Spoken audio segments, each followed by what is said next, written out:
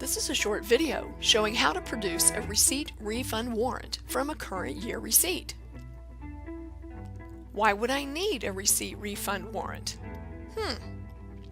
Someone is entitled to a refund of all or a portion of an amount they paid this year. Perhaps it's a rental deposit refund, a rental cancellation, or you found the customer was overcharged. When you're dealing with cancellations or reservation deposit refunds, make sure you're following your board-adopted policy. Let me take you to the Uan software and show you how to produce a receipt refund warrant. In Training Land, it's April 26th. In my example, earlier this year, a customer paid for the park shelter house for a Saturday in July. Something came up and they won't be able to use the shelter house on that date. Our rental policy allows for a full refund, but I have to review my physical records to find the park director's receipt and the deposit that contained this customer's payment. I may have to contact the park director and ask her to look through her receipts. Aha! I found it! I'll show you the receipt reports. We go to Accounting, Reports and Statement, Receipt Reports. The receipt detail is the report I need. My original receipt was earlier this year, so I'm going to change the date range to year and simply look for my receipt. There it is, receipt number 30 from our park director, Sally Bay. Sally received and deposited the customer's check along with 2 other customer payments on March 19th of this year. There's only one account code on the receipt. Now that I have identified the original receipt and the account, I can produce a receipt refund warrant instead of spending appropriations. Now we can go to Accounting, Utilities, and Receipt Utility. I can change the type or status to make my list shorter, and I can use the column headings to sort items to find receipts from a particular source or by a particular amount.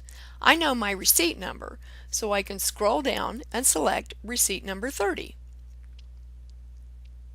and click Adjust.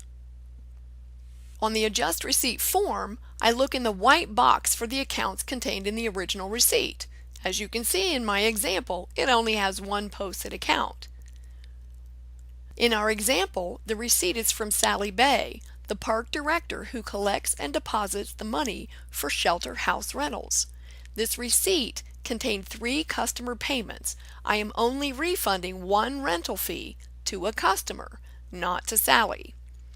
In the adjustment column of the account in the white box, I enter as a negative the amount our policy permits me to refund to the customer.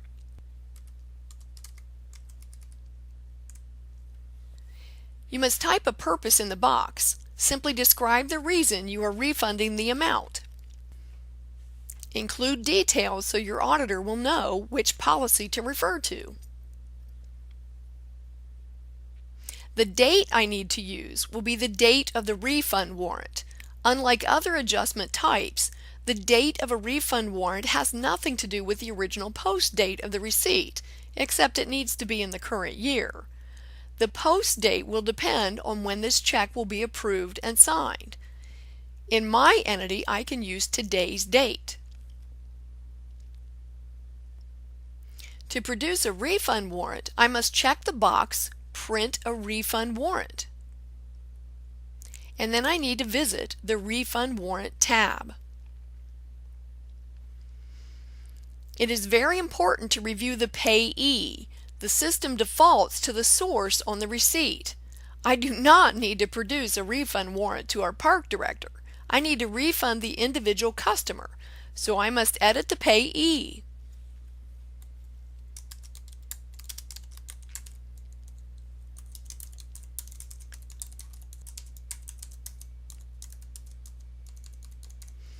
I can also add an address so it prints on the check. Now I want to verify all my entries are accurate. Back on the Adjustments tab, I make sure the adjustment amount, the date, and my purpose are accurate. I click Post, and the system verifies the next check number. I make sure I put that in the printer and click OK. When the system gives me the opportunity to print the adjustment report, I click Yes and keep that in my records. When this check clears the bank, in my UAN software bank reconciliation, I'll clear it from the Primary Payments tab like any other payment.